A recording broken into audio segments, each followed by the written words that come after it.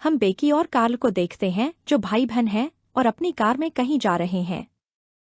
बेकी गर्भवती है और अचानक उसे उल्टी जैसा महसूस होता है और वे कार रोक देते हैं। बेकी अपने माता पिता के घर वापस जाने और उन्हें बच्चे के बारे में बताने के लिए चिंतित है और वह वापस जाना चाहती है। कार्ल उसे किसी और की चिंता न करने के लिए कहता है, केवल अपने बारे में, और वे अपनी यात्रा जारी रखने का फैसला करते हैं। अचानक बेकी को पास के घास के मैदान से मदद के लिए आवाज सुनाई देती है। वे लड़के की मदद करने का फैसला करते हैं और कार्ल कार पार्क करने के लिए पास के चर्च में जाता है। बेकी लड़के को मदद के लिए पुकारते हुए सुनती है, लेकिन लड़के की मां उसे किसी को भी न बुलाने के लिए कहती है। हमें पता चलता है कि लड़के का नाम टोबिन है और वह बेकी से मदद की भीख मांगता है और कहता है कि वह यहाँ कई दिनों से फंसा हुआ है। कार्ल टोबिन की मदद करने का फैसला करता है और पहले अंदर जाता है और बेकी उसका पीछा करने का फैसला करती है। बेकी पुलिस को बुलाने की कोशिश करती है, लेकिन उसे अंदर कोई मोबाइल सिग्नल नहीं मिलता है और उसे एहसास होता है कि वह कार्ल से अलग हो गई है। कार्ल बेकी और टोबिन को सुन सकता है, लेकिन उन्हें ढूंढ नहीं पाता और उसे पता चलता है कि उसका फोन और चश्मा कार में है। बेकी कहती है कि उन्हें पहले एक दूसरे को ढूंढना चाहिए और एक गाना गाती है ताकि कार्ल उसकी आवाज का अनुसरण कर सके और उसे ढूंढ सके। कार्ल को एहसास होता है कि बेकी की आवाज अलग अलग दिशाओं से आ रही है और उसे लगता है कि यहाँ कुछ गड़बड़ है। वह उसे अपना हाथ ऊपर करके हवा में कूदने के लिए कहता है ताकि वे देख सकें कि वे वास्तव में कहाँ हैं। वे कूदते हैं और देखते हैं कि वे करीब हैं और फिर से कूदते हैं, यह देखने के लिए कि अब वे बहुत दूर हैं। वे डर जाते हैं और यह देखकर चौंक जाते हैं और कार्ल बेकी की ओर दौड़ना शुरू कर देता है और कीचड़ में गिर जाता है। वह उठता है और पास में एक मरा हुआ कुत्ता देखता है जिसका नाम फ्रेडी है और उस पर कीड़े लगे हुए हैं और वह डर जाता है। बेकी कहती है कि उन्हें अपने बारे में चिंता करने और बच्चे को भूलकर सड़क खोजने की जरूरत है। बाद में बेकी को रॉस नाम का एक आदमी मिलता है जो कहता है कि वह टोबिन का पिता है और उसे और उसकी पत्नी को ढूंढ रहा है। रॉस कहता है कि जल्द ही अंधेरा हो जाएगा और उन्हें दूसरों को ढूंढने के लिए साथ रहना चाहिए और बेकी सहमत हो जाती है। रॉस कहता है कि उसके करीब रहो क्योंकि यहाँ सब कुछ अजीब है और वे कार्ल की तलाश शुरू करते हैं। रात में कार्ल अभी भी बेकी को ढूंढ रहा होता है जब उसकी मुलाकात टोबिन से होती है जो गंदे कपड़े पहने हुए है। टोबिन कहता है कि घास मृत चीजों को नहीं हिलाएगी और अपने हाथ से एक मृत पक्षी को रास्ते में दफना देता है। टोबिन कहता है कि वह यहाँ तब आया जब उसने एक आदमी को मदद के लिए पुकारते सुना और तब से यहाँ फंसा हुआ है। उसने कहा कि इस तरह लोगों को अंदर आने के लिए धोखा दिया जाता है और बेकी जल्द ही मर जाएगी। टोबिन कहता है कि यहाँ एक चट्टान है जो सब कुछ जानती है और वह बेकी के बारे में बता सकती है। टोबिन कार्ल से कहता है कि अगर वह बेकी को ढूंढना चाहता है तो वह उसके पीछे चट्टान तक जाए और कार्ल सहमत हो जाता है। रॉस से बात करते हुए बेकी कहती है कि वह 6 महीने की गर्भवती है और पिता ट्रेविस बच्चे को नहीं चाहते थे। बेकी को जमीन पर कुछ दवाइयां और कैंची मिलती है और वह अजीब महसूस करती है और अचानक किसी ने उस पर हमला कर दिया। टोबिन और कार्ल चट्टान पर पहुंचते हैं जहां टोबिन उसे छूता है और कहता है कि उसे अच्छा लग रहा है और कार्ल से भी उसे छूने के लिए कहता है। कार्ल चट्टान के पास जाता है और उसमें से कुछ आवाज आती हुई सुनता है, लेकिन अचानक बेकी की चीखें सुनता है और उसके पीछे जाता है। इसके बाद हम ट्रेविस को देखते हैं जो बेकी और कार्ल की तलाश कर रहा है और घास के पास चर्च से गुजरता है। वह देखता है कि उनकी कार खड़ी है और उसका निरीक्षण करने जाता है और पाता है कि यह कई दिनों से यहाँ खड़ी है। वह चर्च के अंदर जाता है लेकिन पाता है कि दरवाजा बंद है और बाहर जाकर बेकी की किताब जमीन पर ढूंढता है। वह घास के अंदर जाता है और सीधी रेखा में सूरज का पीछा करता है और घास को बांधकर उसका पता लगाता है। घास अपने आप खुल जाती है और ट्रेविस देखता है कि सूरज दूसरी दिशा में चला गया है। रात में ट्रेविस कुछ शोर सुनता है और टोबिन से मिलता है जो उसे चुप रहने के लिए कहता है ताकि शोर दूर हो जाए। टोबिन कहता है कि शोर यहाँ फंसे सभी लोगों का है और ट्रेविस से पूछता है कि उसे उसकी याद क्यों नहीं आ रही है। ट्रेविस कहता है कि वह पहली बार टोबिन से मिल रहा है और यह सुनकर टोबिन हैरान रह जाता है। वह ट्रेविस से कहता है कि वह जानता है कि बेकी कहाँ है और उसे उसका पीछा करने के लिए कहता है और वे एक स्थान पर भागते हैं। टोबिन ट्रेविस को बेकी की लाश के पास ले जाता है और ट्रेविस रोने लगता है क्योंकि उसे इस पर यकीन नहीं होता। सुबह ट्रेविस उठता है और बेकी के हाथ से एक लॉकेट लेता है और किसी को मदद के लिए पुकारते हुए सुनता है। हम देखते हैं कि टोबिन और उसका परिवार घास के बाहर है और ट्रेविस टोबिन को मदद के लिए पुकारता है। फ्रेडी और टोबिन घास में प्रवेश करते हैं और उनके माता पिता उनका पीछा करते हैं और हमें बताते हैं कि वे यहाँ कैसे पहुँचे।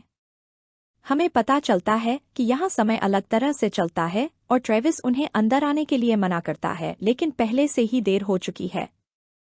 रॉस और उसकी पत्नी और टोबिन सभी एक दूसरे से अलग हो जाते हैं और वहाँ रात हो जाती है। रॉस अपने परिवार पर गुस्सा होता है और उन्हें खोजते समय चट्टान को पाता है और उसके पास जाता है। अगली सुबह हम बेकी और कार्ल का एक और वर्जन घास में प्रवेश करते हुए देखते हैं और कोई उन्हें चर्च से देख रहा है। ट्रेविस उन्हें बात करते हुए सुनता है और मदद के लिए पुकारता है और वे यह सुनकर हैरान हो जाते हैं कि ट्रेविस भी यहाँ है। टोबिन बताता है कि उसे उसका कुत्ता मिल गया है जो मर चुका है और ट्रेविस सभी को टोबिन की आवाज़ का अनुसरण करने और वहाँ मिलने के लिए कहता है। वे सभी टोबिन के स्थान पर मिलते हैं और बेकी ट्रेविस से पूछती है कि क्या हो रहा है और वह यहाँ कैसे आया। ट्रेविस कहता है कि घास मृत चीज़ों को नहीं हिलाती है और उन्हें खोजने के लिए यहाँ आया है। ट्रेविस का कहना है कि बेकी के माता पिता तब चिंतित हो गए जब वे 2 महीने तक घर नहीं आए और वह उन्हें खोजते हुए यहाँ आया। ट्रेविस कहता है कि उन्हें चलते रहना चाहिए और बेकी सहमत हो जाती है क्योंकि उसे लगता है कि कोई उन्हें देख रहा है।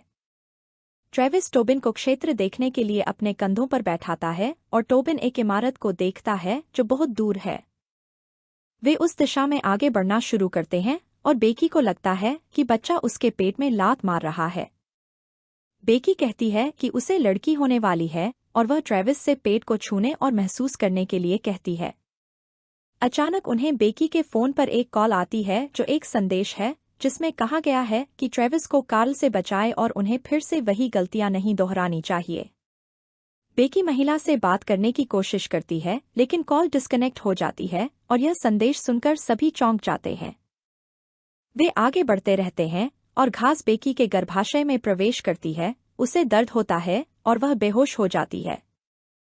रॉस वहां आता है और बेकी को होश में लाने में उनकी मदद करता है और अपने बेटे टोबिन से मिलकर खुश होता है। रॉस कहता है कि उसे यहाँ से बाहर निकलने का रास्ता पता है और टोबिन इमारत की तलाश करता है लेकिन उसे नहीं ढूंढ पाता। सभी रॉस का अनुसरण करने का निर्णय लेते हैं और वे चट्टान पर पहुंचते हैं। रॉस कहता है कि यह चट्टान यहाँ से बाहर निकलने का रास्ता जानती है और इस पर अपना हाथ रखता है और कुछ महसूस करता है। वह सभी को इस पर अपना हाथ रखने के लिए कहता है और कार्ल ऐसा करने का निर्णय लेता है लेकिन रॉस की पत्नी नताली वहां आती है और उसे रोक देती है। नताली कहती है कि रॉस झूठ बोल रहा है और उस पर भरोसा नहीं करना चाहिए। वह यह भी कहती है कि उसने कुछ समय पहले बेकी की लाश देखी थी। नताली कहती है कि रॉस ने उसे भी मारने की कोशिश की लेकिन रॉस कहता है कि वह बिना भोजन और पानी के भ्रमित है।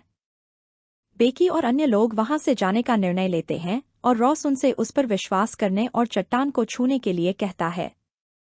ट्रेविस मना कर देता है तो रॉस उस पर हमला करता है और उसे घायल कर देता है और फिर नताली का सिर फोड़ देता है और उसे मार देता है।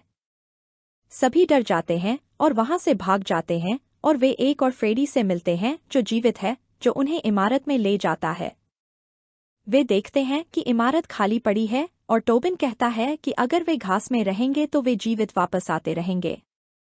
कार्ल ट्रेविस पर गुस्सा होता है और उसे इस स्थिति के लिए दोषी ठहराता है और वह कभी बच्चा नहीं चाहता था लेकिन अब अचानक उसे बेकी की चिंता होने लगी है।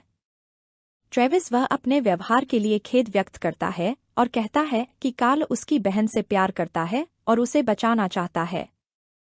कार्ल ट्रेविस पर गुस्सा हो जाता है और वे दोनों एक दूसरे को मारते हैं लेकिन अचानक शोर सुनते हैं और वहां से भाग जाते हैं। वे छत पर भाग जाते हैं और एक छड़ से दरवाजा बंद कर देते हैं और बाहर निकलने का रास्ता खोजते हैं। कार्ल और ट्रेविस देखते हैं कि फ्रेडी सड़क की ओर जाने वाले एक पोर्टल के जरिए मैदान से भागने में कामयाब हो गया है।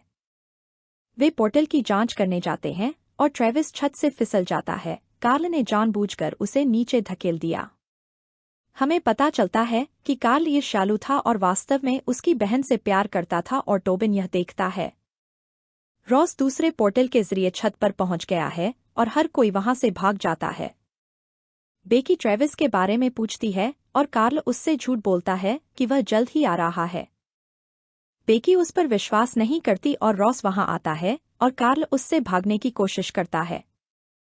रॉस कार्ल को पकड़ता है और उसका दम घोंट देता है और हम देखते हैं उसे रॉस ने कई बार मारा है। ट्रेविस गिरने से बच गया है और बेकी की तलाश में जाता है। वे मैदान के विपरीत किनारों पर एक दूसरे को सुन सकते हैं और ट्रेविस उसे कार्ल के बारे में बताता है। बेकी कहती है कि वह बच्चे को गोद देने जा रही थी, लेकिन अब वह उसके साथ रहना चाहती है। ट्रेविस कहता है कि वह सुनिश्चित करेगा कि वे यहाँ से निकल जाए, लेकिन बेकी पर अचानक रॉस द्वारा हमला किया जाता है। बेकी रॉस की आंख में छुरा घोंपने के बाद भाग जाती है और एक तूफान शुरू हो जाता है। बेकी का सामना घास के जीवों से होता है जो उसे चट्टान पर ले जाते हैं और वह डर जाती है। बेकी एक फोन कॉल करती है, अपने पिछले सु के लिए विनती करती है कि वह कार्ल को ट्रेविस को चोट पहुंचाने से रोके। बेकी को अचानक दर्द महसूस होता है और हम देखते हैं कि चट्टान के पास बेकी की गर्भावस्था से संबंधित चित्र हैं। जमीन खुल जाती है और उसमें से कई जीव निकलने लगते हैं और बेकी डर जाती है और बेहोश हो जाती है। बेकी जागती है और देखती है कि उसने बच्चे को जन्म दिया है और कार्ल उसकी और बच्चे की देखभाल करता है। कार्ल बेकी को घास खिलाता है और कहता है कि उसे अपनी ताकत की जरूरत है, लेकिन बेकी को उसका स्वाद अजीब लगता है। उसे एहसास होता है कि रॉस ने ही बच्चे को मारा है और उसे खिला रहा था और वह मदद के लिए चिल्लाती है। ट्रेविस उसकी बात सुनता है और बेकी को बेहोश पाता है और देखता है कि बच्चा गायब है। टोबिन वहां आता है और बच्चे के बारे में बात करता है और बताता है कि कैसे उसके पिता उन्हें बार बार मार रहे हैं। उन पर अचानक रॉस हमला करता है जो ट्रेविस को मारता है और चाकू ढूंढता है और ट्रेविस को बुरी तरह घायल कर देता है। रॉस टोबिन को चट्टान छूने के लिए कहता है, लेकिन बेकी रॉस पर हमला करती है और अपने हार से उसकी दूसरी आंख को खरोंच देती है। बेकी अपने घाव से मर जाती है और ट्रेविस रॉस पर हमला करता है और उसे घास से गला घोंटकर मार देता है। बेकी को मरा हुआ देखकर ट्रेविस रोता है और महसूस करता है कि घास को समझने का एकमात्र तरीका चट्टान को छूना है। ट्रेविस चट्टान को छूता है और अजीबोगरीब दृश्यों की एक श्रृंखला देखता है और इस जगह के बारे में जानता है। फिर वह टोबिन का हाथ पकड़ता है और उसे घास के रास्ते से बाहर निकलने के लिए मार्गदर्शन करता है और उसे बेकी का हार देता है। वह टोबिन से बेकी और कैल को घास में प्रवेश करने से रोकने के लिए कहता है और टोबिन खुद को बाहर पाता है। टोबिन सड़क के उस पार चर्च में आता है और देखता है कि बेकी और कैल घास में प्रवेश करने वाले हैं। वह उन्हें बेकी का हार दिखाकर बाहर रहने के लिए मना लेता है और कहता है कि ट्रेविस ने उसे यह दिया है। बेकी हार को देखने के बाद आश्वस्त हो जाती है और कार्ल को घास में प्रवेश करने से रोकती है। वे वहां से जाने का फैसला करते हैं और इससे लूप बंद हो जाता है और बेकी कहती है कि उन्हें वापस घर लौट जाना चाहिए। बेकी अपने बच्चे को रखने का फैसला करती है और टोबिन भी उनके साथ चला जाता है। हम देखते हैं कि ट्रेविस, जो अभी भी घास में फंसा हुआ है, उन्हें कार में जाते हुए सुनता है और घास में शांति से मर जाता है।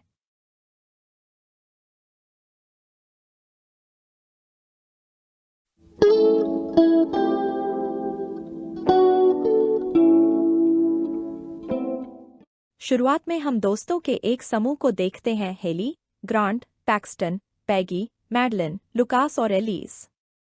वे एलिस का जन्मदिन मना रहे हैं और कैंपफायर के पास अपना समय बिता रहे हैं। वे सभी एक खेल खेल रहे हैं और एक दूसरे से सवाल पूछ रहे हैं और अच्छा समय बिता रहे हैं। अचानक एक सवाल के दौरान उन्हें पता चलता है कि हेली और ग्रांट का ब्रेकअप हो गया है। वे दोनों अपने दोस्तों को अलग अलग कारण बताते हैं और महसूस करते हैं कि वे एक दूसरे के अनुकूल नहीं हैं। ग्रांट सभी को बताता है कि उनके पास बियर खत्म हो गई है और वे और नहीं ले सकते क्योंकि उन्होंने कहीं बीच में एक घर किराए पर ले लिया है। पैक्सटन कहता है कि उन्हें घर में कुछ मिल सकता है और सभी बियर की तलाश शुरू कर देते हैं। वे बेसमेंट में जाते हैं और बहुत पुरानी अजीबोगरीब चीजें पाते हैं और पैक्सटन को टैरो कार्ड के साथ एक लकड़ी का बक्सा मिलता है। सभी हेली को टैरो रीडिंग करने के लिए कहते हैं और वह देखती है कि कार्ड बहुत पुराने और हाथ से पेंट किए गए हैं। हेली रीडिंग शुरू करती है और जब वह बॉक्स खोलती है तो उन्हें लाइट टिमटिमाती हुई दिखाई देती है। हेली कहती है कि किसी और के डेक का उपयोग करना टैरो में एक अलिखित नियम के विरुद्ध है, लेकिन वे आगे बढ़ने का फैसला करते हैं। एलिस पहले रीडिंग करवाने का फैसला करती है और हेली बताती है कि वह राशि चिन्हों के आधार पर 12 कार्ड रखेगी और बीच में एक कार्ड रखेगी। बीच में 13वां कार्ड व्यक्ति का भविष्य बताएगा और वह एलिस की रीडिंग शुरू करती है। एलिस को अंतिम परिणाम के रूप में हाई प्रीस्टेस कार्ड मिलता है, साथ ही यह तथ्य भी कि वह सफलता की सीढ़ी चढ़ेगी, लेकिन उसे सावधान रहना चाहिए या वह फिसलकर गिर सकती है। इसके बाद मैडलिन को रीडिंग मिलती है, जहां उसे हैंग्ड मैन कार्ड मिलता है और उसे सलाह दी जाती है कि उसे तकनीकी विफलता का सामना करना पड़ सकता है और समस्याग्रस्त स्थिति में भागना नहीं चाहिए। पैक्सटन बाथरूम जाने का फैसला करता है और पैगी रीडिंग के लिए जाती है और हेली अपनी भविष्यवाणी शुरू करती है। पैक्सटन अकेले वॉशरूम जाता है और बालकनी पर अंधेरे में एक आकृति को देखता है, लेकिन रोशनी के साथ वहां कुछ भी नहीं है।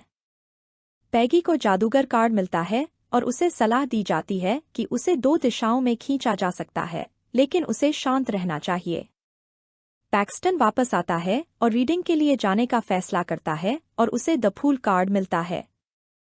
हेली उसे सलाह देती है कि वह आवेग में आकर काम न करे और जब वह फंसा हुआ महसूस करे तो घबराए नहीं, क्योंकि उसके लिए अवसर का एक और द्वार खुल जाएगा। वह यह भी बताती है कि पैक्सटन में अप्रत्याशित तरीकों से अपने दोस्तों की मदद करने की आदत है।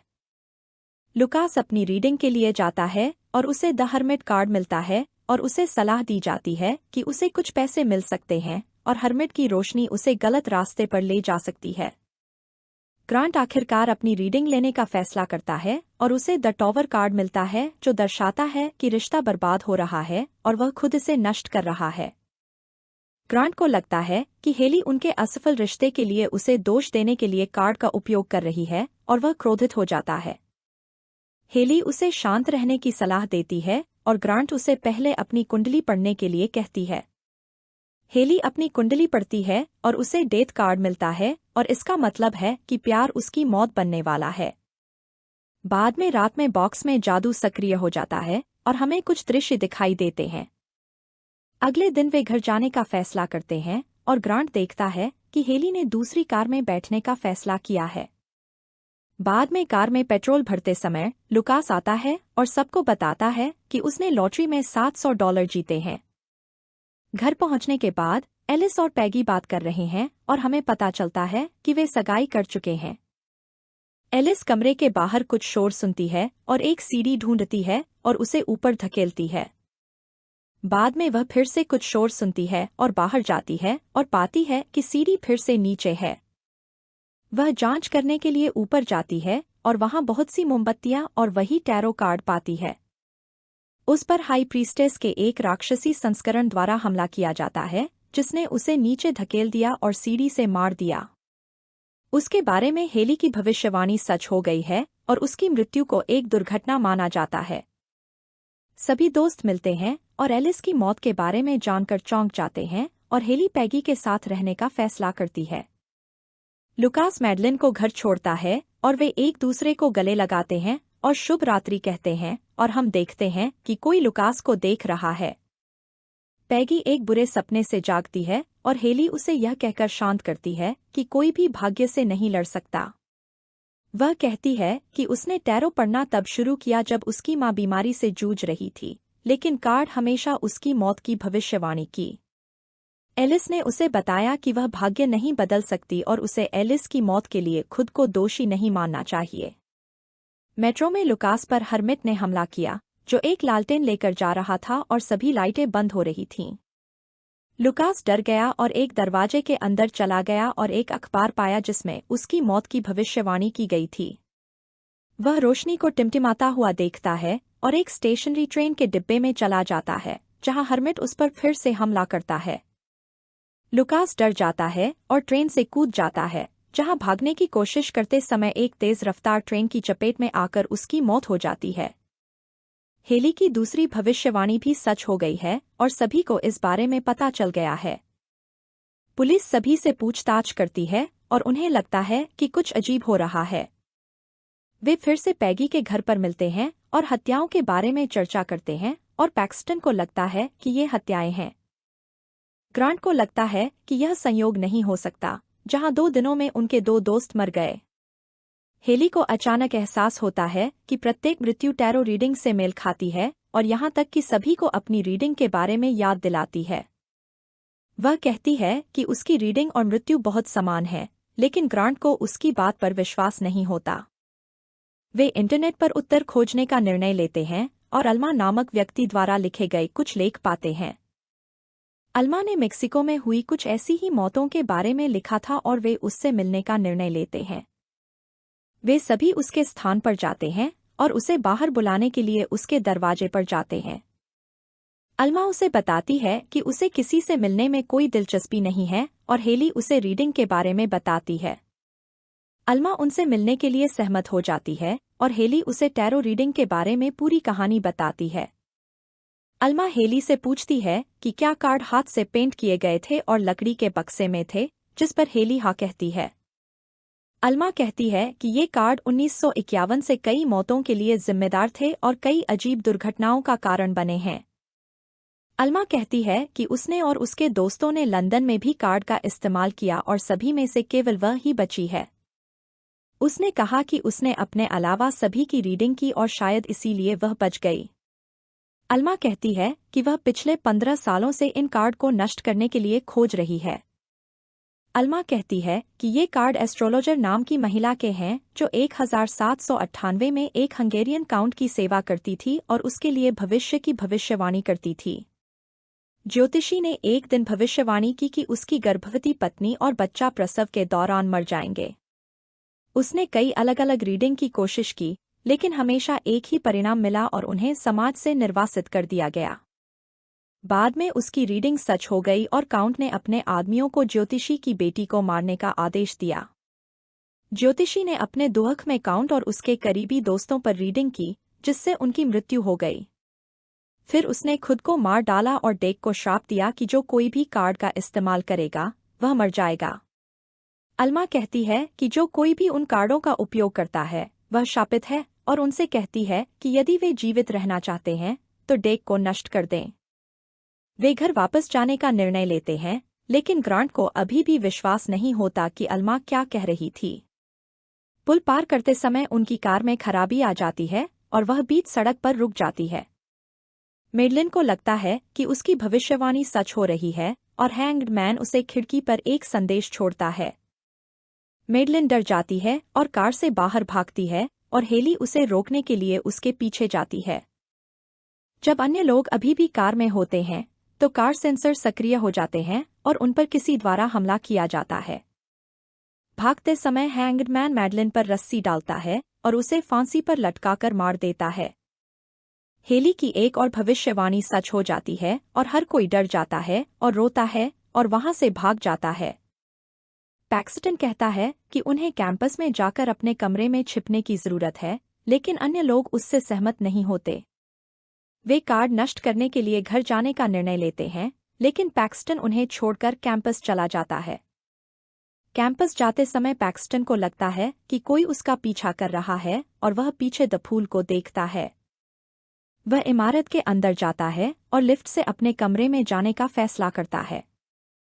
वह देखता है कि भविष्यवाणी सच हो रही है और पाता है कि फूल एक मंजिल पर उसका इंतजार कर रहा है। वह मदद के लिए दूसरों को बुलाने की कोशिश करता है, लेकिन उसे कोई नेटवर्क नहीं मिलता है और लिफ्ट का दरवाजा खुलता और बंद होता रहता है। फूल ऊपर से लिफ्ट में प्रवेश करता है और पैक्सटन की ओर जाता है और उसे मार देता है। बाकी लोग घर पहुंच जाते हैं और बेसमेंट में कार्ड ढूंढ लेते हैं और उसे नष्ट करने के लिए उन्हें जलाने का फैसला करते हैं। वे कार्ड को आग में फेंक देते हैं और देखते हैं कि यह जल नहीं रहा है और मदद के लिए अल्मा को बुलाने का फैसला करते हैं।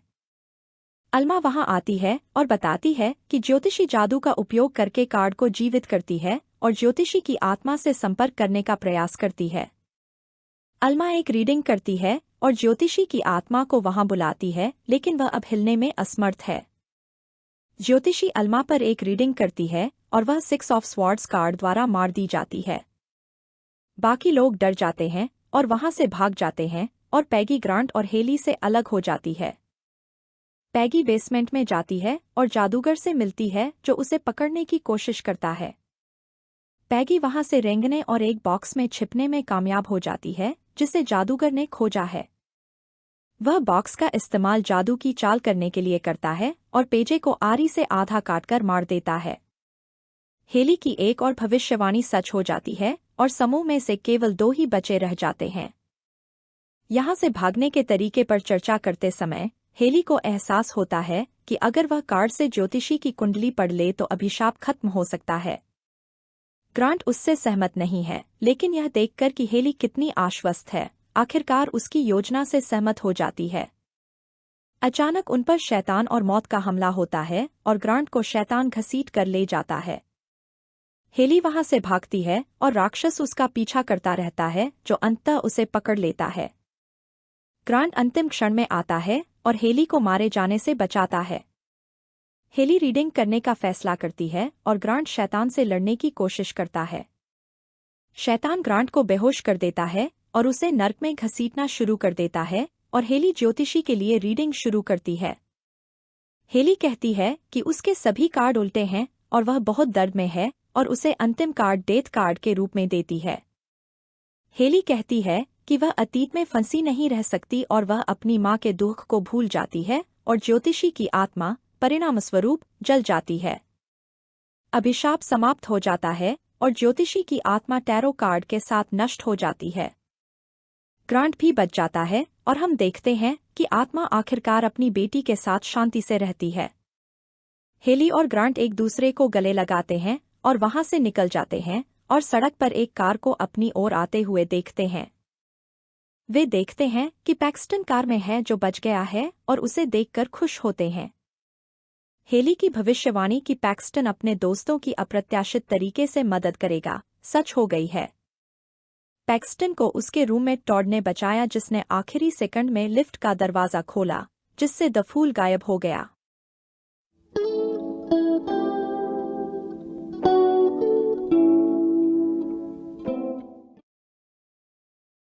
फिल्म की शुरुआत में हम जेसिका नाम की एक लड़की को देखते हैं जो खून से लथपथ और घायल है। वह अपने घर में प्रवेश करती है, अपना चेहरा धोती है, अपने कपड़े बदलती है और अपनी अंगूठी ढूंढती है और उसे पहनती है। अचानक उसे कुछ शोर सुनाई देता है और वह देखती है कि कुछ लोग बंदूक लेकर उसके घर में घुस आए हैं। वह झट से खिड़की खोलती है और वहां से हाईवे की तरफ भाग जाती है। हम देखते हैं कि उसने खुद को एक अनजान आदमी के ट्रक पर छिपा लिया है। वह डरी हुई और किसी चीज से भागती हुई दिख रही है। इसके बाद हम एल्सा नाम की एक महिला को देखते हैं जो दवा ले रही है और ऐसा लग रहा है कि वह बीमार है। रेमंड नाम का एक व्यक्ति उससे मिलने आता है और उससे कहता है कि उसके पास उसके लिए कुछ काम है। हमें पता चला कि एल्सा रेमंड के लिए काम करती है और एक फिक्सर है जो चीजों को सुलझाती है। रेमंड का कहना है कि उन्हें जेसिका नाम की एक महिला को ट्रैक करने के लिए एक नया कॉन्ट्रैक्ट मिला है जो भाग रही है। रेमंड का कहना है कि उन्होंने जेसिका को सीमा पार करने से पहले ही रोकना है। हम देखते हैं कि फाइल पर हस्ताक्षर करते समय एल्सा के हाथ कांप रहे हैं। जब ट्रक रुकता है तो जेसिका नीचे उतरती है और ट्रक से कुछ बिस्कुट और जगह का नक्शा चुरा लेती है। बाद में वह बिस्कुट खाती है और रात में रात बिताने के लिए एक पुराना परित्यक्त घर ढूंढती है। वह अपनी अंगूठी की ओर देखती है और सोते समय उसे स्वप्न आता है कि उसे पकड़कर किसी स्थान पर रखा गया है। एल्सा और उसकी टीम जेसिका को खोजने के लिए सभी कैमरा निगरानी और कॉल रिकॉर्ड की जांच कर रही है। टीम के एक सदस्य विंस को उसके ट्रक में छुपने की फुटेज मिलती है और वह एल्सा को उसके स्थान के बारे में सूचित करता है। एल्सा ने उसका पीछा करने का फैसला किया और हमने देखा कि उसके हाथ अभी भी कांप रहे हैं। सुबह में जेसिका पास के एक घर में जाती है और कुछ सूप चुराती है, लेकिन फ्रैंक द्वारा पकड़ ली जाती है। फ्रैंक एक किसान है जो उस जगह का मालिक है और उसे जेसिका पर दया आती है और उसे नाश्ते के लिए आमंत्रित करता है। जेसिका अपना खाना बहुत तेजी से खाती है और बहुत भूखी लगती है। वह फ्रैंक की पत्नी जेनी से मिलती है और उससे कहती है कि वह अभी यात्रा कर रही है। जेनी जेसिका को स्नान करने की पेशकश करती है, जिसके लिए जेसिका सहमत हो जाती है। बाथरूम में जेसिका नहाती नहीं है, लेकिन अलमारी से कुछ दवाइयां चुरा लेती है। जाते समय जेनी जेसिका से कहती है कि फ्रैंक उसे सड़क पर कहीं छोड़ देगा। जेसिका फ्रैंक से पूछती है कि वह उसकी मदद क्यों कर रहा है। फ्रैंक्स कहता है कि वह रिटायर्ड है और अपना दिन बिताने के लिए कुछ करना चाहता है। वे एक साथ यात्रा करते हैं और जब सड़क समाप्त होती है, जेसिका नीचे उतरने का फैसला करती है। फ्रैंक का कहना है कि उन्होंने उसका एक छोटा बैग पैक किया है जिसमें उसके लिए कपड़े, कंबल और खाना है। जेसिका बैग लेती है और फ्रैंक को उसकी दयालुता के लिए धन्यवाद देती है, जो उसे अपना ख्याल रखने की सलाह देता है। आगे हम एल्सा को देखते हैं जो अपने कमरे में व्यायाम कर रही है। अचानक वह संतुलन खो देती है, गिर जाती है और उसके सिर पर चोट लग जाती है। वह अपने सिर पर कुछ पट्टी लगाती है और कंप्यूटर पर किसी से चैट करने बैठ जाती है। हम देखते हैं कि एल्सा अपनी देखभाल करने वाले के लिए किसी का इंटरव्यू ले रही है। एल्सा को हाल ही में एएलएस का पता चला है और वह उसी से पीड़ित एक अन्य मरीज से मिली है। एएलएस के कारण आपका शरीर एक एक करके काम करना बंद कर देता है और हमने संकेत के तौर पर पहले एल्सा का हाथ कांपते देखा था। केयरटेकर का कहना है कि एल्सा को अपने परिवार को इस बारे में सूचित करना होगा। मरीज एल्सा को सलाह देती है कि वह किसी भी समय आत्महत्या के बारे में न सोचे और मजबूत बने रहे। हम देखते हैं कि जेसिका चल रही है और दृश्य का आनंद ले रही है जिन पर वह यात्रा कर रही है। विंस ने एल्सा को बताया कि वे जेसिका का पता नहीं लगा पा रहे हैं क्योंकि वह पैदल यात्रा कर रही होगी। एल्सा विंस से उन सभी लोगों को ढूंढने के लिए कहती है जो एल्सा के संपर्क में आए हैं। बाद में हम जेसिका को उसके प्रेमी यान के साथ फ्लैशबैक में देखते हैं जो जंगल में ताश खेल रहे हैं। जेसिका वहां एक कुत्ते को देखती है और उसे कुछ पानी और खाना खिलाने का फैसला करती है। यान उसे ऐसा न करने के लिए कहता है क्योंकि कुत्ता जंगली हो सकता है और उसे काट सकता है, लेकिन वह नहीं सुनती है। जेसिका इस सपने से जंगल में जागती है और अपनी यात्रा जारी रखने का फैसला करती है। हम देखते हैं कि एल्सा अपना संतुलन बनाए रखने के लिए चलने वाली छड़ी का उपयोग करने की कोशिश कर रही है और विंस से भी बात कर रही है। विंस का कहना है कि अपने काम की प्रकृति के कारण उन्होंने अपनी पत्नी से ज्यादा एल्सा से बात की है। एल्सा का कहना है कि उनके कार्यक्षेत्र में कोई छुट्टियां नहीं हैं और वह वास्तव में अपने काम का आनंद लेती हैं। एल्सा दीवार पर कुछ तस्वीरें देखती है जिसमें जेसिका, यान और वह कुत्ता दिखाई देता है जो अब मर चुका है। जेसिका एक बार में जाती है और मॉली नाम के बारटेंडर से मिलती है और उससे कुछ काम मांगती है। मॉली बार में वेट्रेस और सफाई करने वाली महिला के रूप में नौकरी की पेशकश करती है, जिससे जेसिका सहमत हो जाती है। रेमंड एल्सा से जेसिका को जल्द ढूंढने के लिए कहता है, जिसके लिए एल्सा कहती है कि उन्हें एक बड़ी टीम की आवश्यकता है। रेमंड का कहना है कि वे समय सीमा पर हैं और कहते हैं कि एल्सा के पास जेसिका को ट्रैक करने के लिए 5 घंटे हैं। बाद में हम एक और फ्लैशबैक देखते हैं जहां हम देखते हैं कि जेसिका के पैर पर कुछ रैश पड़ गए हैं। यान उसे बताता है कि यह कुत्ते की वजह से है और वह उसे अपने रैशेस भी दिखाता है जो गंभीर दिखते हैं। शाम को मॉली जेसिका से उसकी अंगूठी के बारे में पूछती है, जो कहती है कि यह उसके प्रेमी यान ने उसे दी है। मॉली जेसिका को उसके पूर्व पति के बारे में भी बताती है जो उसे मारता था और उसने उसे छोड़ने का फैसला किया।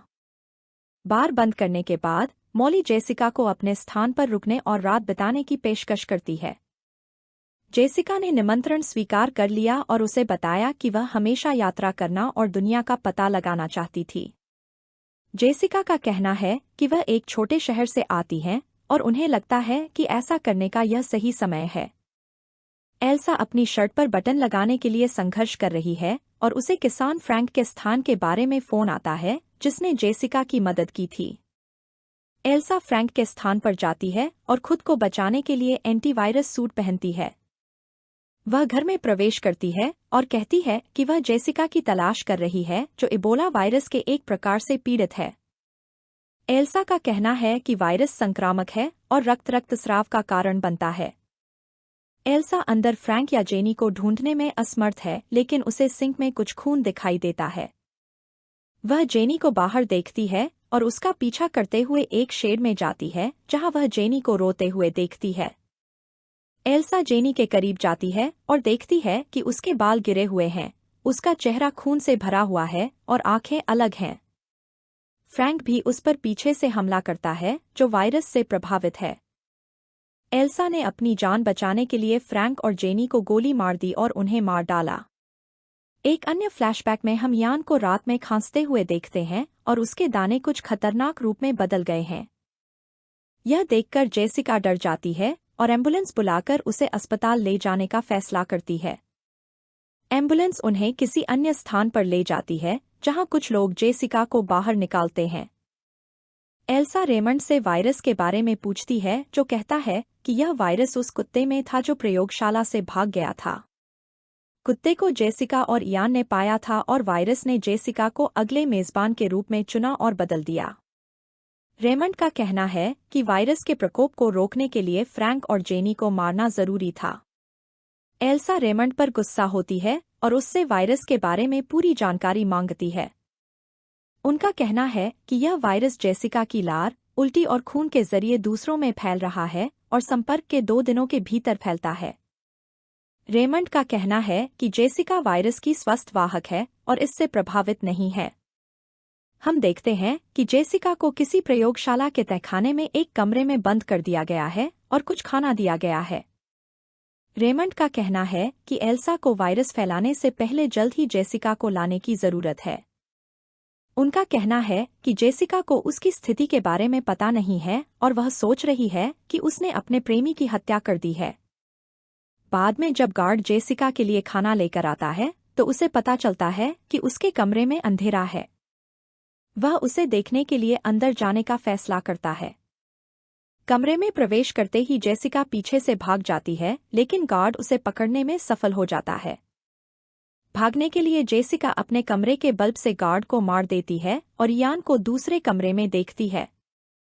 इयान भी जेनी की तरह दिख रहा है और जेसिका से उसकी मदद करने और उसे कमरे से बाहर निकालने की गुहार लगाता है। जेसिका कमरे का दरवाजा खोलने में असमर्थ है और गार्ड के आने की आवाज सुनकर वह वहां से जाने का फैसला करती है। रेमंड ने एल्सा को बताया कि एडेंजन नाम की एक फार्मास्यूटिकल कंपनी ने उन्हें काम पर रखा है। कंपनी सरकार के साथ काम करती है और वायरस बनाने के लिए जिम्मेदार है। एल्सा का कहना है कि वह इस असाइनमेंट पर काम नहीं करती है और कहती है कि वह इसे छोड़ना चाहती है क्योंकि वह बीमार है। रेमंड का कहना है कि वह उसकी स्थिति के बारे में जानता है और इसलिए उसने उसे नौकरी की पेशकश की क्योंकि वह पहले ही मर रही है। वह कहता है कि एल्सा काम में व्यस्त रहती है और आदर्श रूप से घर पर नहीं बैठती है और उससे जेसिका को मृत या जीवित खोजने के लिए कहती है। सुबह जेसिका ने बाजार जाने का फैसला किया और मॉली को इस बारे में सूचित किया। जब मॉली कोई जवाब नहीं देती तो जेसिका को लगता है कि वह सो रही है और वहां से चली जाती है। हम देखते हैं कि मॉली वायरस से प्रभावित हो गई है और उसके शरीर में बदलाव गया है और वह चलने फिरने में असमर्थ है। विंस एक बार के ग्राहक द्वारा पोस्ट किए गए वीडियो में जेसिका को ढूंढता है और एल्सा को उसके स्थान के बारे में सूचित करता है। जब जेसिका बाजार में होती है तो वह एक बिल्ली को देखने के लिए रुकती है और एल्सा उसे अपनी कार से देखती है। जेसिका ने एल्सा को नोटिस किया और वहां से जाने का फैसला किया, लेकिन एल्सा ने उसका पीछा करने का फैसला किया। एल्सा जेसिका के पीछे जाती है और उसे रोकने की कोशिश करती है, लेकिन जेसिका वहां से भाग जाती है। एल्सा तेजी से चलने की कोशिश करती है लेकिन अपना संतुलन खो देती है और जमीन पर गिर जाती है। वह उठता है और देखता है कि उसका दस्ताना फट गया है और वह घायल हो गई है और जेसिका वहां से भाग गई है। जेसिका घर आती है और मॉली को अपने बिस्तर पर विकृत और खून से लथपथ पाती है। विंस और रेमंड ने एल्सा को सूचित किया कि चूंकि यह एक छोटा शहर है, इसलिए उनके पास जेसिका को खोजने के लिए ज्यादा सीसीटीवी कैमरे नहीं हैं। एल्सा उन्हें जेसिका का पता लगाने के लिए मॉली के सभी रिश्तेदारों के बारे में जानकारी ढूंढने के लिए कहती है। जेसिका रो रही है और अपना बैग पैक करती है और जगह छोड़ने का फैसला करती है। अचानक उसे मॉली के कमरे से एक आवाज आती सुनाई देती है और वह इसकी जांच करने का फैसला करती है। कमरे का दरवाजा खोलते ही मॉली जेसिका पर हमला करती है और उसे खाने की कोशिश करती है।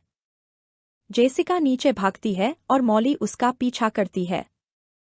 जेसिका को एक फ्राइंग पैन मिलता है और वह मॉली पर हमला करती है और उसे मारने के लिए उसका सिर तोड़ देती है। जेसिका गिल्ट में रोती है और महसूस करती है कि उसके अपने बाल भी झड़ रहे हैं। विंस मॉली का पता ढूंढने में कामयाब रहा और एल्सा को इसके बारे में सूचित किया। एल्सा मॉली के घर जाती है और खिड़की से उसका शव देखती है। वह अपना सूट पहनती है और जेसिका को खोजने के लिए अंदर जाने का फैसला करती है। रेमंड ने उसे बैकअप के लिए प्रतीक्षा करने के लिए कहा और उसे न जाने का आदेश दिया। एल्सा उसकी बात नहीं सुनती और जेसिका को एक घर में पाती है। एल्सा जेसिका पर अपनी बंदूक तानती है और उसे उस वायरस के बारे में बताती है जो वह फैला रही है। जेसिका ने उसे बताया कि वह भी बीमार है और हमने देखा कि जेसिका के सारे बाल झड़ गए हैं और उसका चेहरा खराब हो गया है। एल्सा ने जेसिका को स्थिर रहने और बैकअप आने तक हिलने डुलने के लिए नहीं कहा। जेसिका नहीं सुनती और एल्सा की ओर जाती है जो उसे गोली मार देती है और जेसिका को घायल कर देती है। जेसिका वहां से भाग जाती है और एल्सा उसके पीछे जाती है और उसे रोकने के लिए उसे फिर से गोली मार देती है। एल्सा जेसिका के पास आती है और उसे बताती है कि टीका बनाने के लिए उन्हें उसके खून की जरूरत है। जेसिका का कहना है कि वह सिर्फ दुनिया देखना चाहती थी और इन्फेक्शन के कारण मरने वाले सभी व्यक्तियों के बारे में पता चल जाता है। जेसिका फिर से भागने की कोशिश करती है लेकिन एल्सा इस बार उसके सिर में गोली मार देती है और उसे मार देती है। एल्सा रोती है और अपनी टीम को जेसिका के बारे में बताती है और अंतिम क्षणों में उसे सांत्वना देने के लिए उसका हाथ पकड़ती है। हमने देखा कि टीम ने इंटरनेट से जेसिका के बारे में सारी जानकारी मिटा दी है। बाद में हम एल्सा को उसके घर पर देखते हैं और उसकी देखभाल करने वाला उससे मिलने आया है। वह एल्सा को उसकी स्वास्थ्य स्थिति के कारण होने वाले परिवर्तनों के बारे में बताता है। एल्सा से बात करते समय उसे खांसी आने लगती है और एल्सा यह देख लेती है और चिंतित हो जाती है। शायद एल्सा अब वायरस का नया वाहक है और इसे फैला रही है और फिल्म समाप्त हो जाती है। फिल्म की शुरुआत में हम देखते हैं कि एक आदमी कार दुर्घटना से जागता है और बुरी तरह से घायल हो जाता है। वह मदद के लिए सड़क की ओर जाता है और एक कार को आते हुए देखता है और उसे रोकने की कोशिश करता है। कार उसकी ओर आती है और कुछ देर बाद रुक जाती है और आदमी उसे देखने जाता है। वह पाता है कि कार के ड्राइवर की आंखें अजीब सी सफेद हैं और वह भी मर चुका है और वह डर जाता है। वह उसका फोन लेता है और मदद के लिए पुलिस को बुलाता है जो उससे उसका नाम पूछती है लेकिन वह उसे याद नहीं कर पाता। वह अपना बटुआ निकालता है और अपना ड्राइविंग लाइसेंस पाता है जिसमें उसका नाम लियाम लिखा होता है। अचानक एक कावा कार पर गिरता है और उसकी आंखें भी सफेद हैं और लियाम वहां से भाग जाता है। वह एक रेस्टोरेंट में जाता है और पाता है कि वहां सभी लोग की आंखें सफेद हैं और मरे हुए हैं और वहां एक कार आती है। वह बाहर जाता है और पाता है कि ड्राइवर मर चुका है और अपनी शर्ट से अपना मुंह ढक लेता है, यह सोचकर कि हवा में कोई वायरस है। वह अपने घर का पता खोजने के लिए एक नक्शा ढूंढता है और अपने घर की तलाश में निकल पड़ता है और अपने घर में जाने के लिए कांच तोड़ता है। उसे पता चलता है कि वह में कंस्ट्रक्शन काम करता है और अचानक उसे याद आता है कि वह नाव पर था। वह नहाता है और समाचार सुनता है जिसमें कहा गया है कि कुछ हुआ है हवा जिससे रेस्टोरेंट में मौजूद लोगों की मौत हो सकती है। वह दरवाजे पर टूटे हुए शीशे को टेप से चिपकाता है और देखता है कि एक आदमी उसके घर की ओर आ रहा है और उसे एक संकेत के साथ चेतावनी देता है कि यहाँ न आएं। वह आदमी उसकी बात नहीं सुनता और उसकी ओर चलना शुरू कर देता है लेकिन अचानक उसकी आंखें सफेद हो जाती हैं और वह मर जाता है। लियाम यह देखकर चौंक जाता है और वह सभी चीजें लिखने की कोशिश करता है जो उसे पता है और याद है। अचानक उसे बाहर एक पक्षी की आवाज सुनाई देती है और वह कुछ जांचने का फैसला करता है। वह धीरे धीरे कौवे की ओर चलना शुरू करता है और देखता है कि जैसे ही वह उसके पास जाता है कौवा मर जाता है। उसे पता चलता है कि वह सभी को मार रहा है जब वह उनके पास जाता है और कौवे से अपनी दूरी मापता है। फिर वह मापता है कि मरने के समय वह आदमी उसके घर से कितनी दूर था और एक कार को आते हुए देखता है और भाग जाता है ताकि वे सुरक्षित रहें। वह एक लकड़ी का शेड ढूंढता है और किसी और को मौत से बचने के लिए वहां रहने का फैसला करता है। बाद में वह देखता है कि एक पुलिस कार उसके घर आती है जिसने उसकी दुर्घटनाग्रस्त कार को ढूंढ लिया है और उसे ढूंढने आई है। लियाम उन्हें बचाने के लिए पुलिस से छिप जाता है और जब एक पुलिस अधिकारी पक्षियों को मरते हुए देखता है तो वे उस जगह को छोड़ने का फैसला करते हैं। बाद में उसे अपनी कार चलाना याद आता है और दुर्घटना होने पर और किसी के आने की आवाज सुनकर जागता है। वह देखता है कि एक महिला उसे ढूंढ रही है और उसे चेतावनी देता है कि वह उसके करीब न आए और जहाँ है वहीं रहे। महिला पूछती है कि क्या उसका नाम लियाम है और अचानक दरवाजा खटखटाती है और लियाम हैरान हो जाता है, वह मरी नहीं है। वह दरवाजा खोलता है और महिला कहती है कि वह उसके साथ उसकी कार में थी और पूछती है कि क्या उसे उसका नाम याद है। लियाम कहता है कि जब वह दुर्घटना से जागा तो उसने किसी को नहीं देखा और महिला कहती है कि उसे भी अपने नाम के अलावा कुछ याद नहीं है। लियाम देखता है कि एक कुत्ता उसके पास आता है और मरता नहीं है और वे जवाब खोजने के लिए घर में जाने का फैसला करते हैं। महिला कहती है कि उसने सुना कि पुलिस कहती है कि कार लियाम की है और कुछ जवाब पाने के लिए उसका पता ढूंढती है। महिला का मानना है कि हवा में कोई वायरस नहीं है और जवाब के लिए घर में चीजों को खोजती है। लियाम को अचानक याद आता है कि वे स्मिथबर्ग के पास एक पुल पर साथ थे और उसे पास में ढूंढते हैं और वहां जाने का फैसला करते हैं। वे एक कार लेते हैं और महिला लियाम से कहती है कि जब तक उसे उसका नाम याद नहीं आ जाता तब तक वह उसे जेन कह सकता है। वे पुल पर पहुंचते हैं लेकिन उन्हें कुछ भी याद नहीं रहता और लियाम कहता है कि उसे लगता है कि वह उसे किसी तरह से जानता है। अचानक जेन को याद आता है कि वह लियाम के साथ पुल पर थी और उसके हाथ में एक कागज था जो नदी में उड़ गया था। वह परेशान है कि उसे और कुछ याद नहीं आ रहा है और लियाम उसे शांत होने के लिए कहता है और वे और अधिक उत्तरों की तलाश करने के लिए दुर्घटना स्थल पर जाने का फैसला करते हैं। वे स्थान पर पहुंचते हैं और जमीन पर एक बड़ा काला घेरा देखते हैं जो ऐसा दिखता है जैसे उसमें सब कुछ जल गया हो। लियाम को कुछ याद आता है और वह जेन से पूछता है कि वह कहाँ जागी थी और जेन घेरे के दूसरी तरफ चली जाती है। लियाम को कुछ एहसास होता है और वह जेन को बताता है कि जब लोग उसके करीब आते हैं तो वे मर रहे होते हैं और इसीलिए वह शेड में छिपा हुआ है। उसे लगता है कि अब वह ठीक हो गया है क्योंकि जेन आ गई है, क्योंकि कोई नहीं मरा था और वह भी उसी तरह से किसी चीज से प्रभावित है जैसे वह था। जेन उस पर विश्वास नहीं करती और डर जाती है और वहां से भाग जाती है, लेकिन लियाम उसे रोकने की कोशिश करता है। वह कहता है कि अब यह सुरक्षित है, लेकिन जेन को लगता है कि यह चीज वापस आकर उसे मार देगी। अचानक एक पुलिस अधिकारी उन्हें बहस करते हुए पाता है और उन्हें रोकता है और जेन वहां से जाने का फैसला करती है। अधिकारी लियाम को पहचानती है और उसे आत्मसमर्पण करने के लिए कहती है, लेकिन अचानक गिर जाती है और मर जाती है। लियाम देखता है जब जेन उससे दूर चली गई तो पुलिस अधिकारी मारा गया और वह जेन को रोकने के लिए दौड़ा। वह उसे अपने साथ आने के लिए कहता है और वे पास के एक खेत में जाते हैं जहां एक हिरण है और लियाम उसे उससे दूर जाने के लिए कहता है। जैसे ही वह आगे बढ़ती है, हिरण मर जाता है और लियाम जेन से कहता है कि जब भी वह उसके पास होती है तो चीजें नहीं मरती।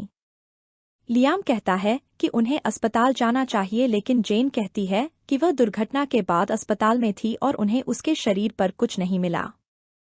लियाम कहता है कि उन्हें सीटी स्कैन करवाने की जरूरत है ताकि पता चल सके कि उसे क्या हुआ है और वह एक छोटे अस्पताल में जाने का फैसला करता है। जब डॉक्टर लियाम की जांच करता है तो उसे किताब में कुछ लिखते हुए एक फ्लैशबैक दिखाई देता है और सीटी स्कैन करवाता है। जेन उसके पास रहने का फैसला करती है और स्कैन करवाती है और लियाम पूछता है कि क्या उसने कुछ देखा है, लेकिन वह जवाब देती है कि नहीं। लियाम समाचार देखता है जिसमें पुलिस अधिकारी का शव है और वहां से जाने का फैसला करता है। वे देखते हैं कि कुछ पुलिस यहाँ आई है और वे डॉक्टर से मिलते हैं जो कहता है कि उसे स्कैन में कुछ भी गलत नहीं मिला। वे वहां से भागते हैं, लेकिन वे अलग हो जाते हैं जब जेन गुमशुदा व्यक्तियों की सूची देखती है और लियाम एक लिफ्ट में प्रवेश करता है। जेन को याद आता है कि पुल पर उसकी तस्वीर के साथ एक गुमशुदा व्यक्ति का कागज था और उसे पता चलता है कि लियाम उसके साथ नहीं है। लियाम लिफ्ट में सभी को अगली मंजिल पर उतरने के लिए कहता है और जेन लिफ्ट के पीछे पीछे नीचे आती है ताकि कोई न मरे। वह उसे निचली मंजिल पर पाती है और वे वहां से निकलकर एक प्राइवेट संपत्ति पाते हैं और जेन बताती है कि वह लापता है और उसे जो कागज मिला है। अगले दिन जेन रेडियो पर समाचार सुनती है जहां उसे पता चलता है कि उसका असली नाम रोज है और उसका पति सैम उसे ढूंढ रहा है। जेन लियाम से कहती है कि उन्हें जवाब खोजने के लिए सैम से मिलना चाहिए, लेकिन लियाम कहता है कि यह सुरक्षित नहीं होगा, लेकिन जेन उसे अपने साथ आने के लिए मना लेती है। वे सैम को ढूंढ लेते हैं और जेन उसे उस पर भरोसा करने और कार में बैठकर पूरी स्थिति समझाने के लिए कहती है। सैम उन पर विश्वास नहीं करता और कहता है कि लियाम आतंकवादी हो सकता है जिसने जेन का दिमाग खराब कर दिया है। लियाम सैम को कुछ कबूतरों को देखने के लिए कहता है और जब लियाम जेन से दूर चला जाता है तो वे गिर जाते हैं और मर जाते हैं। सैम डर जाता है और उन पर विश्वास करता है और उन्हें कुछ दिनों के लिए वहां छिपाने के लिए अपने गैरेज में ले जाता है। सैम उनकी कार छिपाने का फैसला करता है और लियाम और जेन कुछ समाचार सुनते हैं जहां यह कहा जाता है कि वे एक जोड़े हो सकते हैं। लियाम को लापता व्यक्ति का कागज मिलता है जिसमें जेन का चेहरा और नाम लिली है और वह 1 साल से लापता है। जब सैम आता है तो जेन उससे इस बारे में पूछती है और वह उसे एक फोटो दिखता है और बताता है कि जेन की एक जुड़वा बहन है। उसने कहा कि वह 1 साल पहले लापता हो गई थी और अभी तक नहीं मिली है और जेन उदास हो गई।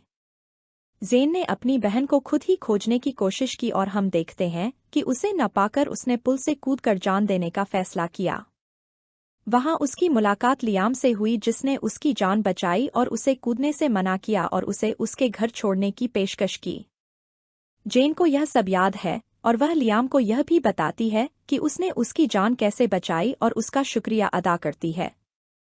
बाद में सैम जेन को लियाम की गोद में सोता हुआ पाता है और उसे गुस्सा आता है और वह उससे पूछता है कि उनका रिश्ता क्या है। जेन कहती है कि वह सैम से बेहतर लियाम को जानती है और लियाम झील की एक तस्वीर देखता है और उसे कुछ याद आता है। उसे याद आता है कि उसने कार में जेन से झील के पास अपने घर के बारे में बात की थी और सैम से नक्शा मांगा। उसे वह स्थान मिल जाता है और वे वहां जाने का फैसला करते हैं, लेकिन सैम कहता है कि उसके बिना अकेले वहां जाना सुरक्षित नहीं है। जेन कहती है कि अगर तीनों गायब हो गए तो पुलिस को शक होगा और जेन को एक किताब मिलती है जिसमें सैम ने रोज के बारे में लिखा है। जेन उसका शुक्रिया अदा करती है और सैम उन्हें तुरंत वहां से चले जाने के लिए कहता है क्योंकि वह गुस्सा हो गया था और उसने पुलिस को बुला लिया था। वे पुलिस की आवाज सुनते हैं, सैम बाहर जाता है और गिरफ्तार हो जाता है और लियाम और जेन पीछे के दरवाजे से निकल जाते हैं। उन्हें पुलिस पकड़ लेती है और अलग अलग दिशाओं में ले जाती है।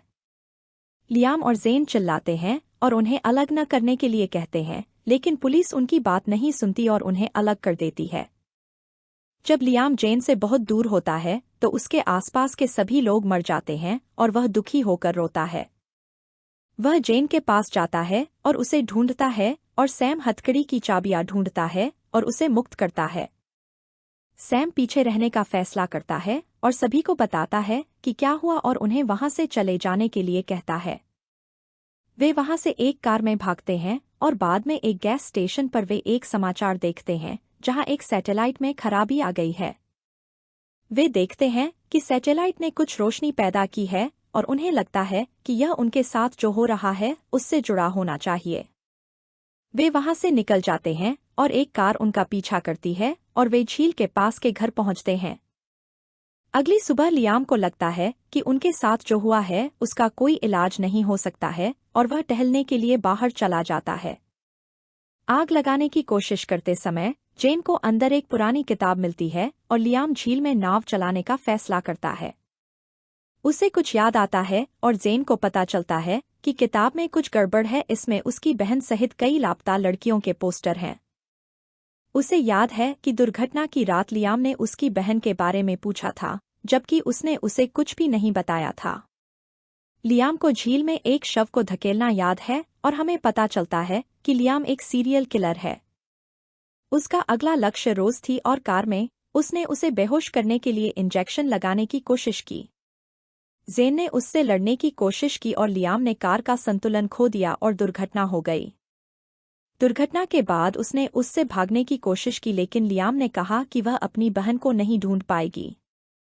हम देखते हैं कि वे दोनों सैटेलाइट से प्रकाश में फंस जाते हैं और हम देखते हैं कि काला घेरा कैसे बना। लियाम को भी सब कुछ याद आ जाता है और वह घृणा महसूस करते हुए उल्टी करता है और जेन बंदूक पकड़े हुए वहां आती है। जेन लियाम से पूछती है कि उसकी बहन कहाँ है और उसे विश्वास नहीं होता कि लियाम एक हत्यारा है और वह रोती है। लियाम उससे माफी मांगता है और कहता है कि उसे लगता था कि वह एक अच्छा इंसान था और उसे उसके अतीत के बारे में नहीं पता था। जेन उसे वापस घर ले जाती है और उन पर गैस स्टेशन से कुछ लोगों द्वारा हमला किया जाता है। लियाम वहां से भागता है और वे उसे रुकने के लिए कहते हैं, लेकिन लियाम जानबूझकर दूर चला जाता है, जिससे 2 लोग मारे जाते हैं। जेन एक अन्य व्यक्ति से भागती है जो उसे गोली मारता है और घायल कर देता है, और जब लियाम उसके पास आता है तो वह मर जाता है। लियाम देखता है कि जेन बुरी तरह घायल है और उसे अस्पताल ले जाने का फैसला करता है और उसे वहां ले जाता है। अस्पताल में लियाम जेन को डॉक्टरों को देता है जो उसे इलाज के लिए ले जाते हैं। लियाम अपनी बंदूक निकालता है और इसे खत्म करने के लिए खुद को गोली मार लेता है और बंदूक की आवाज सुनकर जेन दुखी हो जाती है और रोने लगती है।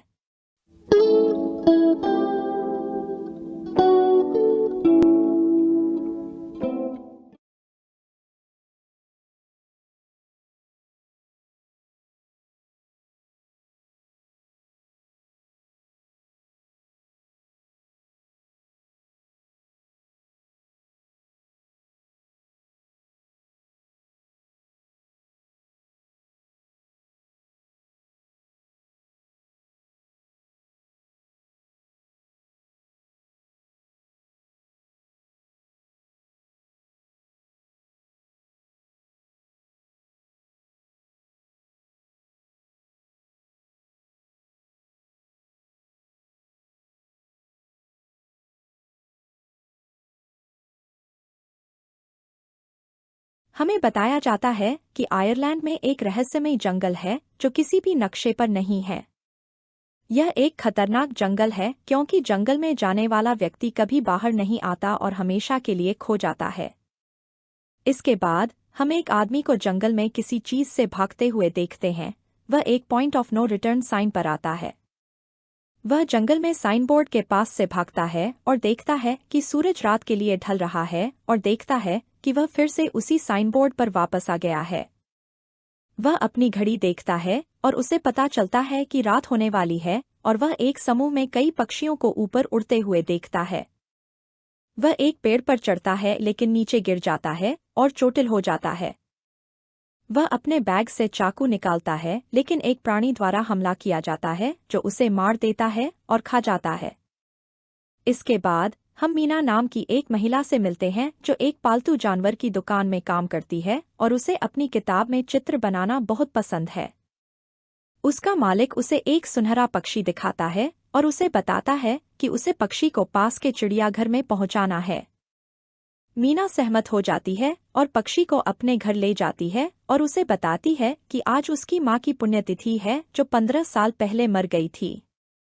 वह देखती है कि पक्षी कुछ पंक्तियां दोहरा सकता है जो उसने कही थी, और यह जानकर मीना आश्चर्यचकित हो जाती है। अगला दिन में वह पक्षी को ले जाती है और उसे अपनी कार में रखती है और उसे चिड़ियाघर में पहुंचाने के लिए अपनी यात्रा शुरू करती है। उसे अपनी बहन लूसी का फोन आता है जो निराश है कि वह माँ की प्रार्थना सभा में शामिल नहीं हो पाई। वह मीना से कहती है कि जो कुछ हुआ उसके बारे में ज्यादा न सोचे और कभी आकर उससे मिले। वह अपने जीपीएस का अनुसरण करती है और देखती है कि वह खो गई है और एक जंगल में पहुंच गई है, और हम देखते हैं कि उसका जीपीएस खराब है। अचानक कार काम करना बंद कर देती है और मीना जांच करने के लिए बाहर निकलती है और एक साइन बोर्ड पाती है जिस पर लिखा होता है कि पॉइंट ऑफ नो रिटर्न।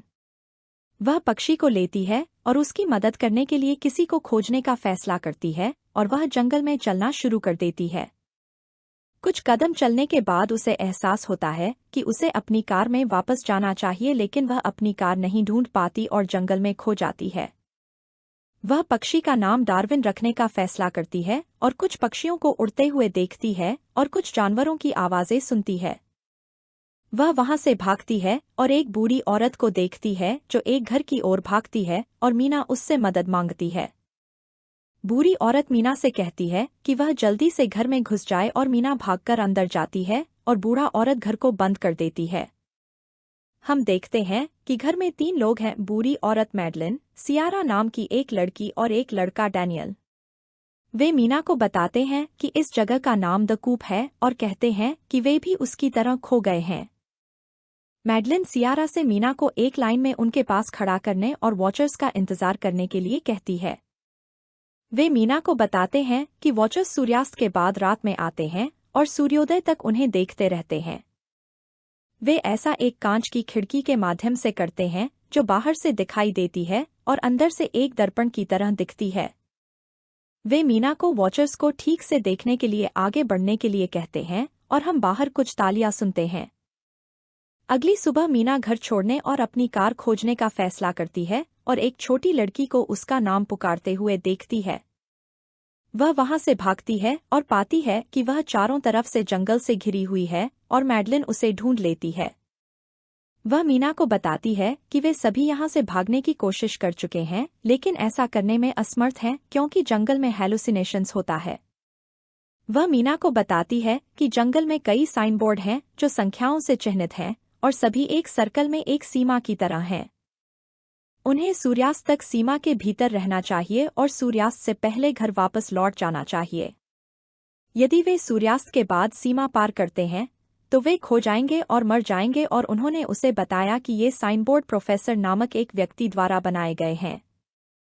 वे घर वापस लौटते हैं और डैनियल उनका मनोरंजन करने के लिए वॉचर्स से बात करता है और मीना पूछती है कि उसे क्या करना चाहिए। मैडेलिन मीना को खुद ओरिजिनल बनने के लिए कहती है और सियारा एक नृत्य प्रदर्शन करती है और मीना टीवी पर एक रियलिटी शो कैसेट देखती है। अगली सुबह वे सभी भोजन की तलाश में जंगल में जाने का फैसला करते हैं और सियारा सभी के लिए कुछ जड़ी बूटियां ढूंढती है। वह मीना को बताती है कि उसका पति जॉन कुछ दिन पहले जंगल में बाहर निकलने के लिए गया था और वापस नहीं लौटा।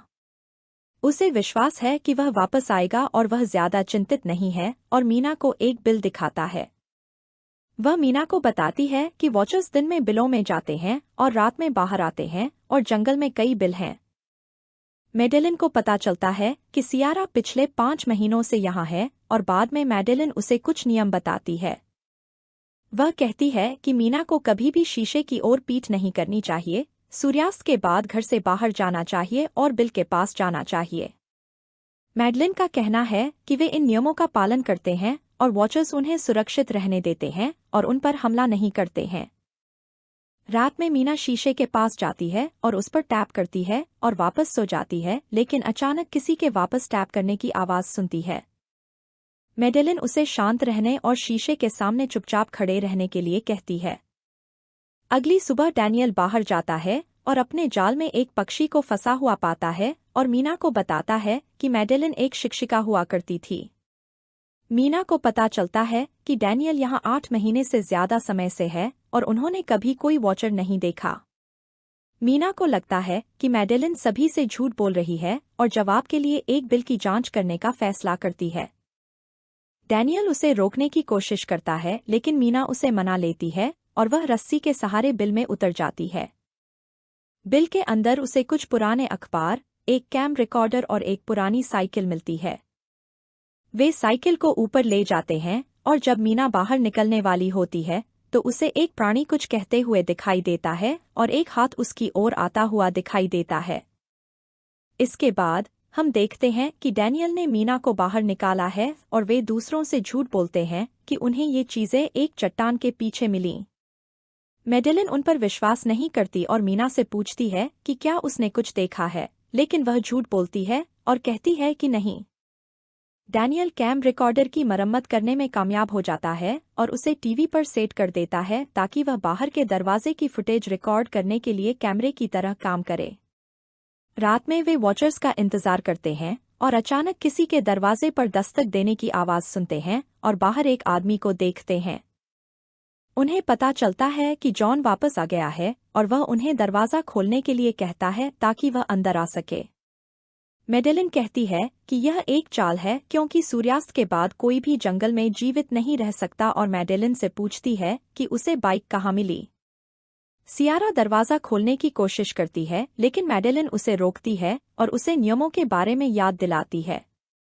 जॉन कहता है कि उसे चोट लगी है और उसे मदद की जरूरत है और मीना मैडेलिन से कहती है कि उसे बाइक एक गड्ढे में मिली है।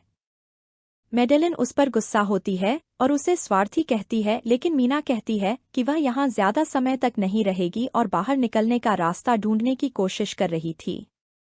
मैडेलिन सियारा से जॉन से एक सवाल पूछने के लिए कहती है जिसका जवाब सिर्फ असली व्यक्ति ही जान सकता है। सियारा उससे अपनी पसंदीदा किताब के बारे में पूछती है लेकिन वह सही तरीके से जवाब नहीं देता जिससे दूसरों को यकीन हो जाता है कि वह जॉन नहीं है। सियारा उसे कैमरे पर अपना चेहरा दिखाने के लिए कहती है और जब वह ऐसा करता है तो उसे वॉचर्स द्वारा घसीटा जाता है। हर कोई डर जाता है और वॉचर्स गुस्सा हो जाते हैं और कैमरा तोड़ देते हैं और शीशे से टकराकर भी उसे तोड़ देते हैं। अगली सुबह मैडेलिन साइकिल को बिल में फेंक देती है और सभी से और नियम न तोड़ने के लिए कहती है। इसके बाद हम मीना के बचपन को देखते हैं जहां उसकी एक जुड़वा बहन थी और वे अपनी मां के साथ ड्राइव पर निकले थे। मीना खिड़की से खेलती है और अपनी मां की बात नहीं सुनती है जिससे उसका ध्यान भटक जाता है और एक दुर्घटना होती है जिससे उसकी मौत हो जाती है। हम देखते हैं कि कई दिन बीत चुके हैं और सर्दी आ गई है और मीना बाहर निकलने के लिए पेड़ों को चिह्नित करती है। वह देखती है कि मैडेलिन डैनियल को अपना काम ठीक से न करने के लिए डांटती है और पाती है कि सियारा घर में नहीं है। वह पाती है कि सियारा अभी भी जॉन की मौत से परेशान है और उसे बिल में कूदने से रोकती है। उन्होंने कुछ चिल्लाने की आवाज सुनी और देखा कि डैनियल ने मैडेलिन को बांध दिया है और सियारा उसे रोकने के लिए उसके पीछे जाती है। मीना मैडेलिन को खोलती है जो कहती है कि जंगल सभी को पागल कर रहा है और वे घर पर पहुंचते हैं और दरवाजा बंद पाते हैं। वे डैनियल से अंदर आने देने का अनुरोध करते हैं लेकिन वह ऐसा करने से मना कर देता है और वे देखते हैं कि रात आ रही है।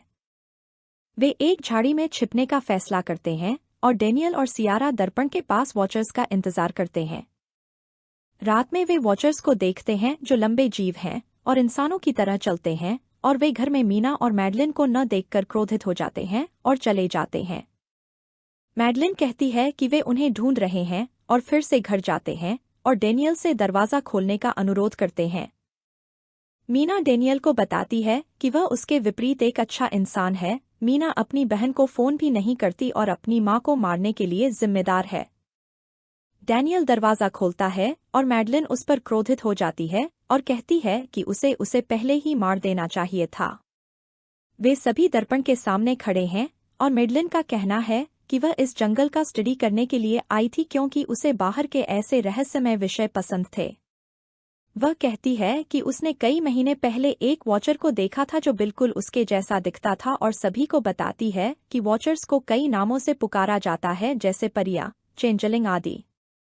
वे मनुष्यों को देखते हैं ताकि वे उनका स्टडी कर सकें और उनके जैसे बन सकें और मनुष्य उनके लिए खिलौने की तरह हैं। वे कभी नहीं उन्हें इस जगह से जाने दें और अचानक उन्हें दरवाजे पर दस्तक सुनाई देती है।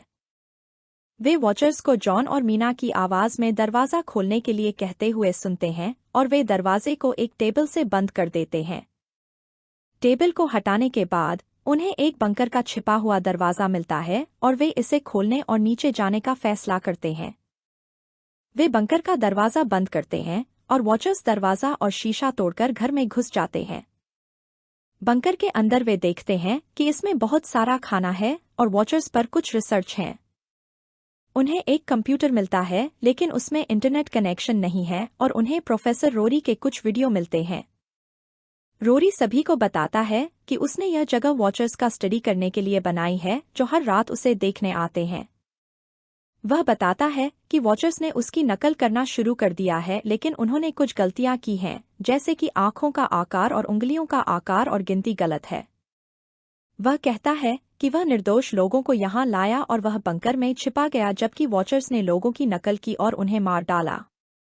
उसने यह अपने शोध के लिए किया और लोगों के मरने पर उसे दुख होता है और कहता है कि एक दिन उसने एक वॉचर को पकड़ लिया।